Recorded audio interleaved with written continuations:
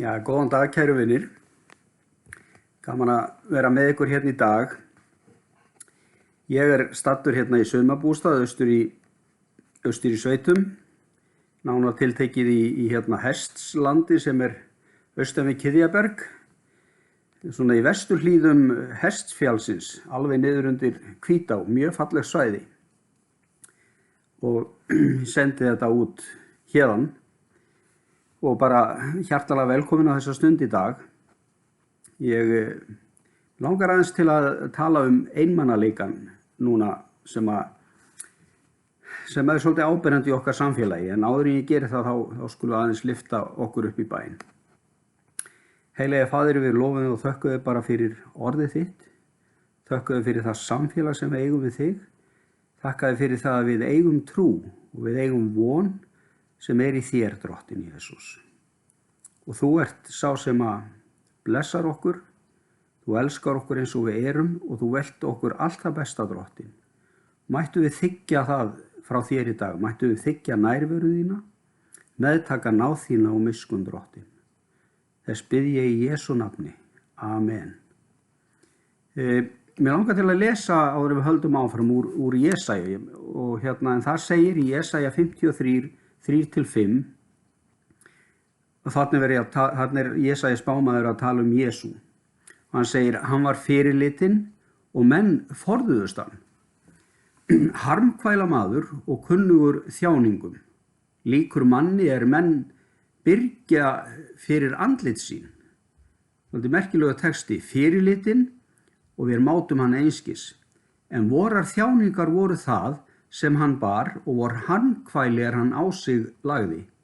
Við álitum hann refsaðan, sleginn af Guði og lítillættan, en hann var særður vegna vorra synda og kraminn vegna vorra misgjörða. Heggningin sem við höfðum til unnið kom niður á honum og fyrir hans benjar urðum við heilbrigðir. Kjarnyrtur og svona magnþrunginn texti sem svona, við gætum tengt þetta svo sannarlega við páskana og upprisuna, stærstu gleði hátíð og upprisuhátíð kristinna manna. Og þetta kannski mér svolítið hugleikið enn á þessum síðustu dögum. En við sjáum það núna og heyrum það, verið að minnast á það í ljósvakamiðlum að síðustu metrana á höftum og samkomubanni vegna þessarar COVID-veiru, þá berast okkur fleiri og fleiri fréttir af einmanaleika fólks. Það hefur færst í aukana og heimilisofbeldi hefur sömuleiðis færst í aukana. Og þrátt fyrir það við erum þessar félagsverur og við þurfum á hvort öðru að halda. Þetta svolítið sérstakir tíma sem við erum að fara í gegnum. Mér langar til að segja við þig, ef þú hefur vaknað í morgun og fundist þú vera einmana, þá hefur Guð nokkuð að segja við þig. Því að hann segir, ég skil nákvæmlega hvernig ég líður. Og þá spyr þú, býtu hvernig veit Jesús hvernig mér líður?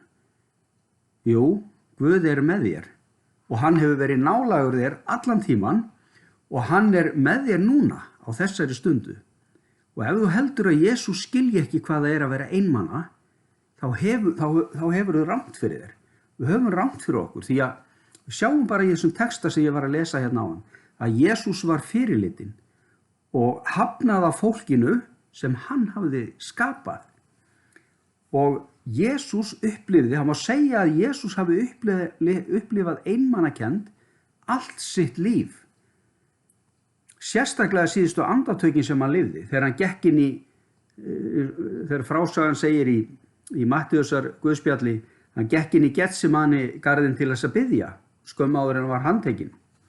Þetta var mjög tilfinningaþrunginn tími, því hann vissi að daginn eftir, þá hann svikinn. Hann yrði krossfestur og hann yrði aðskilinn frá föður sínum. Og það sem að Jesús þarnaðist mannlegs félagskapar eða bara samfélags, bara eins og við, þá tók hann með sér sína 3 bestu vini, Pétur, Jakob og Jóhannes. Svona eins og við myndum hugsanlega gera, við værum að fara í bústað eins og eins og ég hér í núna. Ef við værum að fara í skemmtilega bústaðaferð, þá myndum við vilja hafa bestu vini okkar með okkur eða fjölskyldu eða maka. Og þá munið það, hann segir eitthvað á þessa leið. Hann segir bara, ég mjög leiður og sorgmæddur. Viljið þið vera hérna hjá mér og vaka með mér stund. En hvað gerðist? Munið þið það? Hvað gerðist? Jú, þeir sofnuðu allir þrír. Og Jesús hafði dregið sig afsíðis til þess að biðja, en þegar hann kom aftur til þeirra, þá sér hann á sofandi og hann segir við Pétur, þá sagði hann við Pétur, þér gátuð ekki vakað með mér eina stund. Og haldið að Jesús hafi ekki fundið sig einan og yfirgefin. Ó, jú. Og daginn eftir, segir í Mattheus 27:46, daginn eftir var hann negldur á krossinn, þar sem hann hrópaði, Guð minn, hví hefur þú yfirgefið mig? Og þar sem að Jesús bar synd heimsins upp á krossinn, þá gat Guð bara ekki hort upp á syndina, vegna þess að hann elskar okkur en hann hatar syndina. Það er svolítið regin munur á því. Og þetta er svolítið, og ég held að margt fólk og margt trúafólk eigi erfiðleikum með að aðskilja þetta. En Guð gerði það og hann gerði það á krossinum gagnvart Jesú. Hann gat ekki hort á son sinn vegna þess að hann bar syndina á líkama sínum upp á krossin. Og hann var svo sannarlega einn á þessari stundu. Og kannski er einmanaleikin ekkert tiltökumál hjá þér, en þú myndir hins vegar vera mjög hissa ef þú vissir hvaða fólk er einmana. Og það gildir einu hvort að fólk líti vel út eða sé fallegt eða ríkt eða búi við velgengni eða bara sé vinsælt. Einmanaleikin spyr hvorki stéttni stöðu og hann snertir okkur öll á einn eða annan hátt. Sum pör til dæmis, þau eignast aldrei innilegt samband og sum hjón, þau eiga aldrei svona náin, kærleiksrík tengsl eða ná að byggja upp náið vinasamband. Og það er sorglegt. Og einmanaleikin, hann spyr ekkert að aðstæðum eða kringumstæðum eða fer í manngreinarálit. Við höfum öll með einum eða öðrum hætti upplifað hvað það er að vera einmana. Og það er ekki bara Jesús sem að skilur einmanaleikaðinn, en dauði hans og upprisa gerði okkur líka kleift að tilheyra honum, að vera meðlimir í fjölskyldu hans, tilheyra fjölskyldu Guðs, sjáu því, og það sem hefur fyrirbúið okkur þetta eilífa líf með sér. Við þurfum á hvort öðru að halda og mig langar bara til þess að hvetja okkur öll og segja við þig, láttu hvorki einmanaleikan í ótta ná stjórn á lífiðinu. Við erum, eins og ég sagði í grunninn, félagsverur og eins og Jesús var sem maður, hann var það svo sannarlega og hann átti þetta nána samfélag á öllum stundum við samferðamenn sína og lærisveinana og þessa bestu vini sína sem ég nefndi hérna áðan. En hann tók sér líka frá tíma til þess að vera einn með föður sínum, með Guði.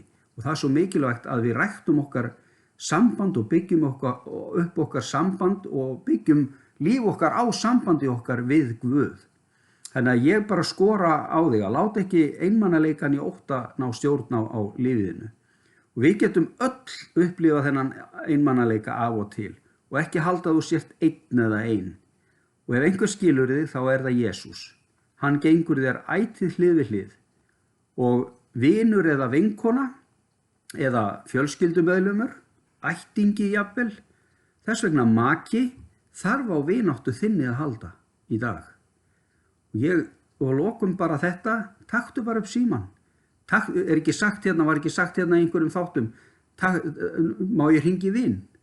Taktu upp símann og hringdu í vin og hafðu frumkvæði að því og taktu eftir þessu, ég vil leggja áherslu á þetta, hafðu frumkvæði að því að hafa samband við einhvern sem að þú heldur að sé einmana eða gæti verið einmana eða bara, þú veist það ekki hvort að viðkomandi er einmana en leið og hefur samband við viðkomandi þá kemstu að því.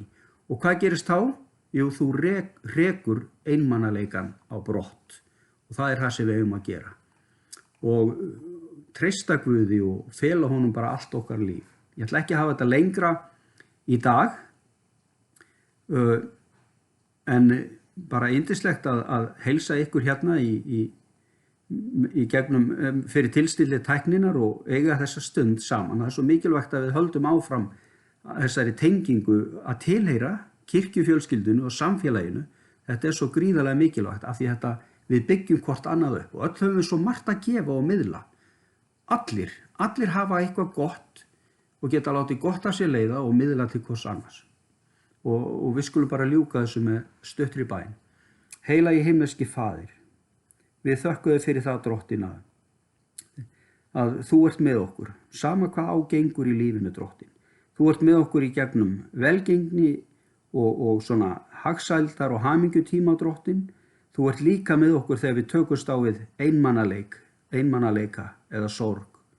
Og Drottinn, þú ert svo sannarlega vinur í raun. Og viltu gefa okkur öllum svona hugrekki og svona, viltu gefa okkur kraft og djörfung til þess að rísa upp ef við finnum fyrir þessum einmanaleika, skora hann á hólm, fara með góða bæn og trúa því og treysta að þú munir vel fyrir sjá. Þess bið ég að þú blessir líf allra sem á mig hlusta hér í dag. Þú gefur þeim styrk og kraft og þessa djörfung sem við þurfum til þess að bara komast vel og þokkalega heilbrið bara út úr þessum tímum, þessum erfiðu tímum, þessum dimma dal sem við erum að gangi í gegnum.